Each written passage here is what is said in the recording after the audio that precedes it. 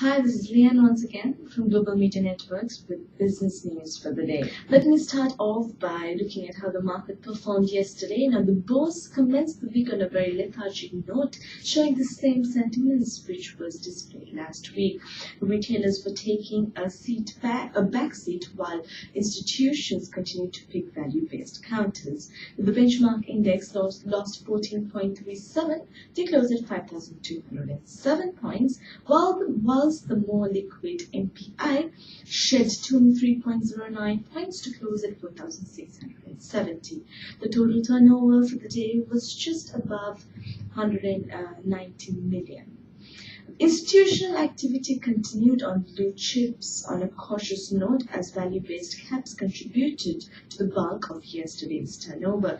The market heavyweight John Case Holdings saw 100,000 shares change hands at 202 rupees and managed to pump over 45% of yesterday's turnover.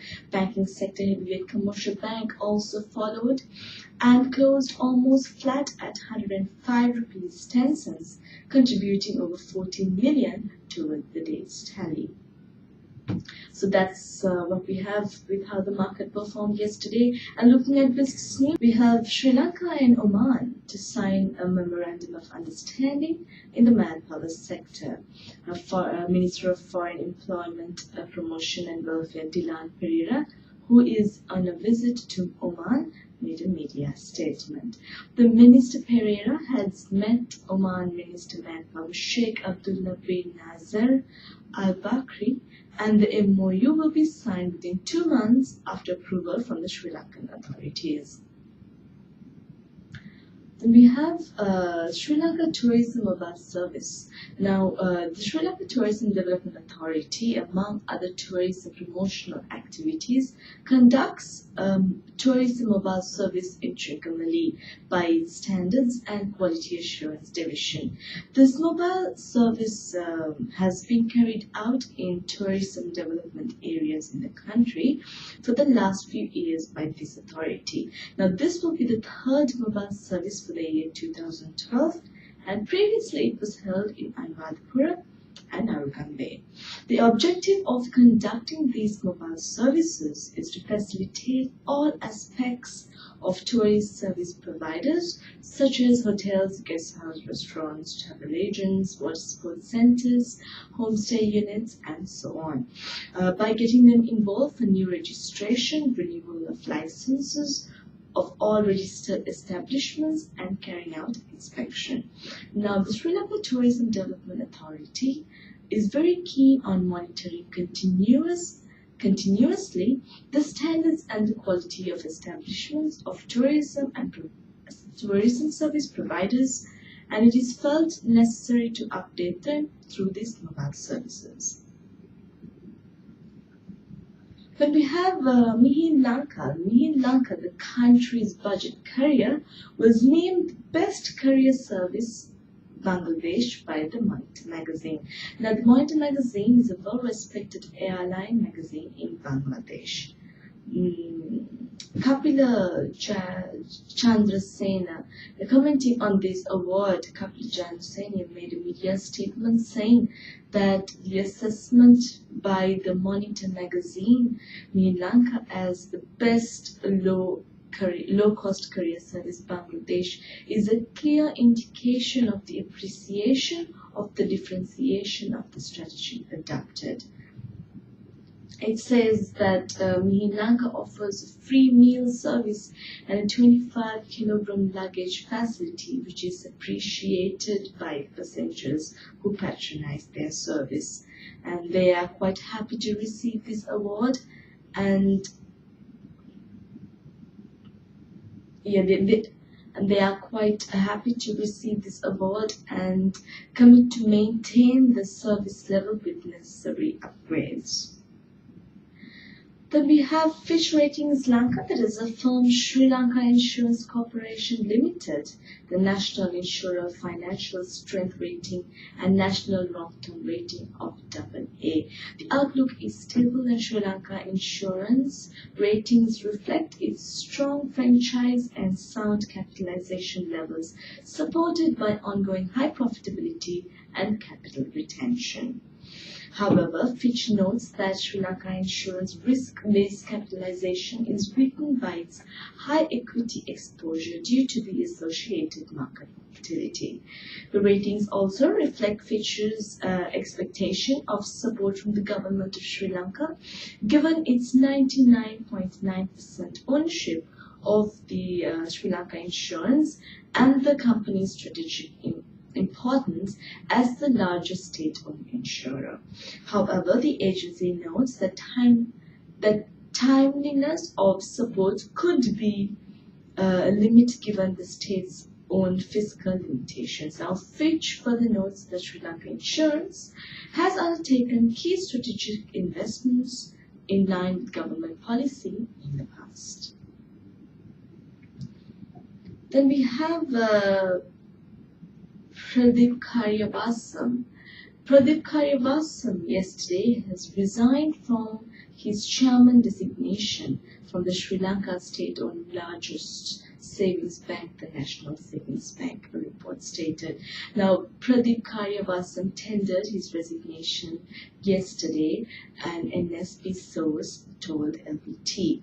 Now, Karyavasam's exit comes in the midst of trade union protests of the bank that claims Pradeep Karyavasam should resign after he got involved in the controversial NSB TFC doomed deal fiasco that led Sri Lanka stock market watchdog to investigate stockbroker tamper-proof securities and related share sellers. So we also have with us the Lion Brewery, the Ceylon Lion Brewery full year highlights. Now it says that Lion reported a robust growth in earnings to equity after the preference dividend. So the robust growth in earnings to equity for a full year of 2012 rose to 55% year-on-year to 1.2 billion rupees. The bottom line growth was supported by sharply higher revenues, which offset gross margin contraction and a significant increase in financial expenses. Now, net margin remained broadly stable at 7% during the year, despite an increase in the corporate tax rate applicable to the alcohol and tobacco sectors. With effect from April 2011, quarterly earnings were 176 million Sri Lankan rupees, that is a 45% up year-on-year.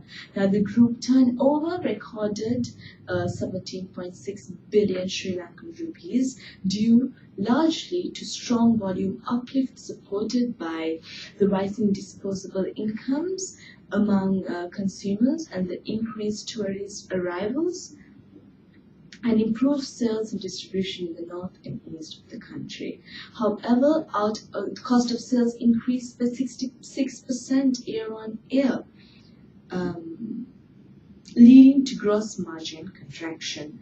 Now, the management attributes margin contraction to excise duty increase in October 2011, which was only partially passed on to consumers, and the import of foreign beer from Carlsberg facilities overseas at a high cost due to the lack of capacity to meet local demand.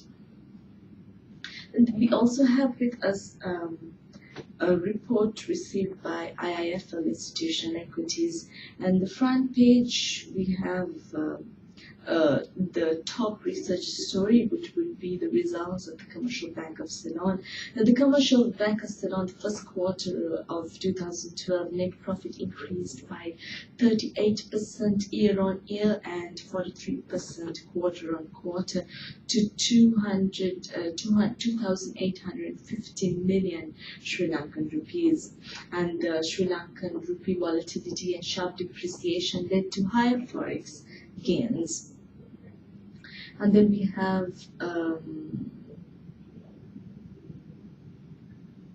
Fee and commission income increased 12% year-on-year. Spreads on loans and deposits remain broadly flat, with the loan book expanding 7% and 31% year-on-year, and deposits expanding 10% quarter-on-quarter and 28% year-on-year. Now, asset quality of the broader loan book remained healthy despite a rising interest rates. Now, intermediation costs at 2.9% continue to remain among the best in the country, and they expect 14% net profit over the financial year of 2011, with an average ROE of 19.4%. We also have the corporate front page of the IIFL report, which gives us a few more results, corporate results. We have results of valuable finance that has recorded a 114% increase in net profits for the financial year of 2012, recording growth in profits, asset-based public deposits, and branch expansion.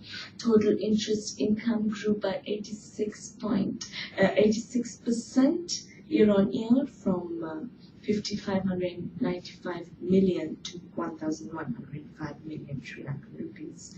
Then we have Commercial Credit PLC that recorded a growth in profit after tax of 1,259% from 60 million rupees to 816.5 million rupees, with remarkable growth levels in its asset-based, deposit-based, and profit after tax.